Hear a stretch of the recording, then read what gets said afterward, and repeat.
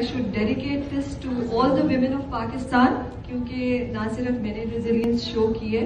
I think پچھلے 2 سالوں میں جو پاکستان کی خواتین نے ریزیلینس شو کی ہے اس کا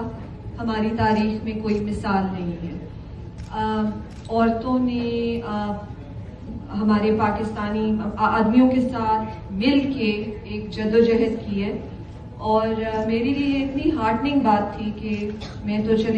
میں نے جیل کاٹ لی, لیکن جنہوں نے جیل نہیں بھی کاٹی انہوں نے باہر رہ کے اتنی آواز اٹھائی, اپنی آواز بلند کی, اپنے رائٹس کے لیے عورتیں باہر آئیں, انہوں نے اپنے رائٹس کے لیے لڑا.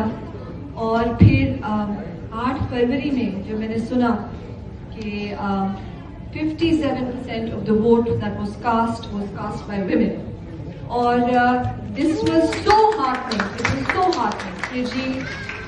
یہ وہ ملک تھا جہاں لوگ کبھی ووٹ ڈالنے ہی نہیں جاتے تھے, اور اب ہماری خواتین اتنی بڑی مقدار میں گئیں اور انہوں نے اپنی آواز بلند کی, اور انہوں نے اپنی ول کو بتایا کہ جی یہ ہماری ول ہے. So I think I am so proud of the women of Pakistan and for everything that they've done, and I would like to tell them کہ don't be disheartened.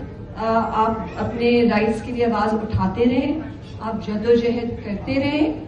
اور sometimes نہیں, چینج ہمیشہ آہستہ سے آتا ہے. Change is always slow, but you keep trying and you keep moving ahead, and inshallah ta'ala